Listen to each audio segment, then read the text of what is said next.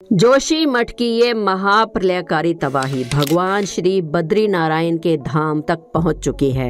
जोशी मठ की तरह ही यहाँ भी दरारें दिखाई देने लगी हैं। स्थानीय लोगों का कहना है कि बद्रीनाथ धाम में हो रही ये हलचल जोशी मठ के कुछ दिनों बाद ही शुरू हो गई थी। इसके बाद भगवान श्री बद्री के भक्तों में खौफ का माहौल है, क्योंकि बद्रीनाथ धाम से आई ये खबर भविष्य के लिए शुभ संकेत नहीं है। क्या बद्रीनाथ को लेकर की गई भविष्यवाणी सच होने वाली है? क्या सही में भगवान बद्रीनाथ पृथ्वी लोक को छोड़ देंगे? क्या भगवान हो गए हैं नाराज? और क्या भविष्य में 4 नहीं सिर्फ 3 ही धाम बच जाएंगे? क्योंकि जोशी मठ के बाद बद्रीनाथ धाम के भी हालात बिगड़ते जा रहे हैं। बद्रीनाथ धाम के इन बिगड़ते हालातों को देखते हुए सरकार भी हरकत में आ गई है। चारों तरफ सुरक्षा कर्मियों की तैनाती कर दी गई है और बद्रीनाथ मंदिर को चारों तरफ से घेर लिया गया है। तो आखिर क्या है पूरी कहानी? क्या है भविष्यवाणी का पूरा सच? और भविष्य में कहाँ होंगे भगवान बद्री नारायण के दर्शन? आइए जानते हैं आज की वीडियो में। लेकिन वीडियो शुरू करने से पहले आपसे रिक्वेस्ट है कि अगर अभी तक आपने हमारे चैनल अनोखी दुनिया को सब्सक्राइब नहीं किया है तो जल्दी से कर लीजिए और कमेंट्स में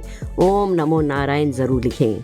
हाल ही में जोशी मठ भू संखलन के मामले बढ़ते जा रहे हैं। इस वजह से लोगों की चिंताएं और भी बढ़ती जा रही हैं और लोगों को सुरक्षित ठिकानों पर पहुंचाने का कार्य प्रशासन द्वारा किया जा रहा है। लेकिन क्या आप जानते हैं कि केदारनाथ और बद्रीनाथ मंदिर में मौजूद कई धार्मिक ग्रंथों में कुछ ऐसी घटनाएं होने की भविष्यवाणी युगों पहले ही की जा चुकी है। इन धार्मिक पुस्तकों में बताया गया है कि भविष्य में इसी स्थान पर भूकंप, सूखा, प्रलय इत्यादि आएंगे। साथ ही ये भी बताया गया है कि जोशी मठ के नरसिंह मंदिर की मूर्ति धीरे धीरे खंडित हो जाएगी और बद्रीनाथ व केदारनाथ जैसे महत्वपूर्ण तीर्थ स्थल लुप्त हो जाएंगे। धार्मिक पुस्तकों में ये भी बताया गया है कि भविष्य में बद्रीनाथ के नाम से एक नए तीर्थ का जन्म होगा। इसी भविष्यवाणी को देखते हुए क्या पता आगे कभी बद्री नारायण के दर्शन हो या ना हो। वर्तमान समय में भविष्य बद्री के दर्शन के लिए लोगों की संख्या बढ़ती जा रही है। बद्रीनाथ और केदारनाथ धाम के दर्शन के लिए जोशी मठ को ही मुख्य द्वार कहा गया है।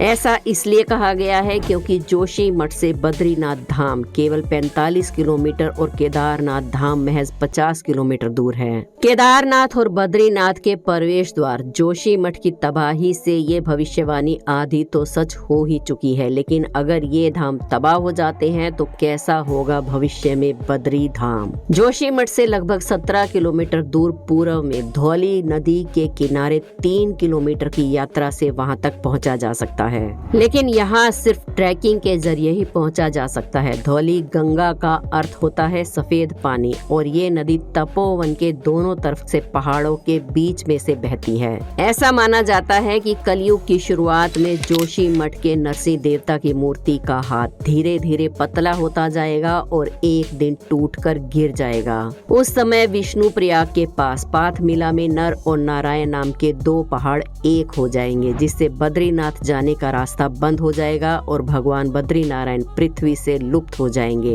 ये भी कहा जाता है कि भविष्य में भगवान विष्णु के अवतार कल्कि कलयुग को समाप्त करने के लिए आएंगे और फिर से सतयुग की शुरुआत होगी और तब भविष्य में इसी स्थान पर बद्री नारायण के फिर से दर्शन होंगे। तो आखिर क्या है जोशी मठ के उस नरसिंह मंदिर की कहानी और आने वाले प्रलय की भविष्यवाणी में उसकी क्या भूमिका होगी? आइए जानते हैं। जोशी मठ के संबंध में माना जाता है कि 7वीं से 11वीं शताब्दी में कत्यूरी राजवंश के संस्थापक कंतूरा वासुदेव ने यहाँ अपना शासन स्थापित किया था।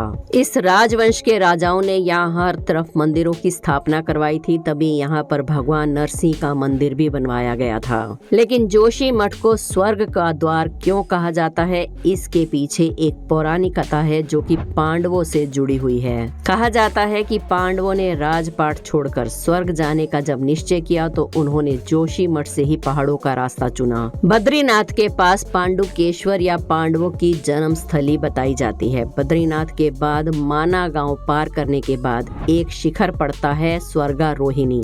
यहीं से पांडवों ने एक एक कर युधिष्ठिर का साथ छोड़ना शुरू किया था।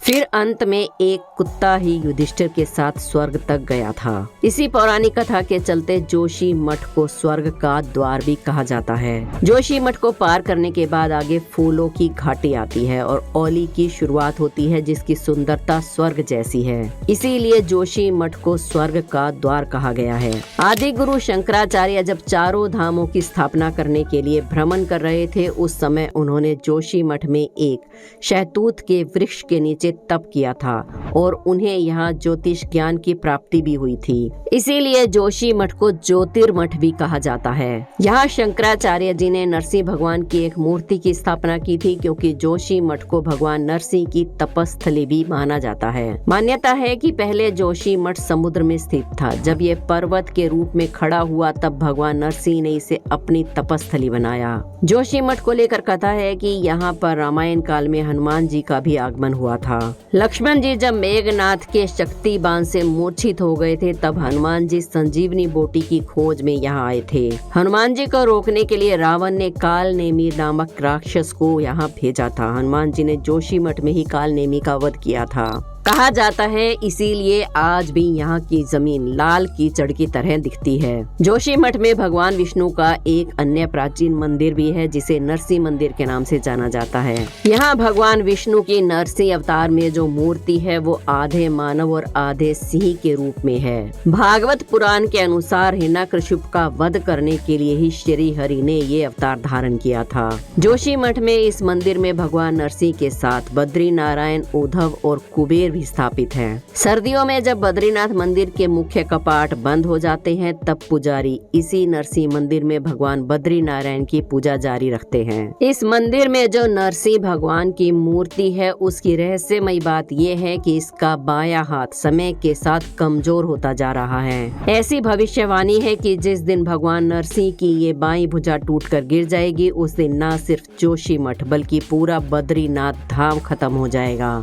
तो आखिर किसने की ये भविष्यवाणी, और क्या जोशी मठ का ये भूकंप उसी भविष्यवाणी की शुरुआत है? इन सभी सवालों के जवाब हमें मिलते हैं वेद व्यास जी द्वारा रचित स्कंद पुराण की गई भविष्यवाणी से।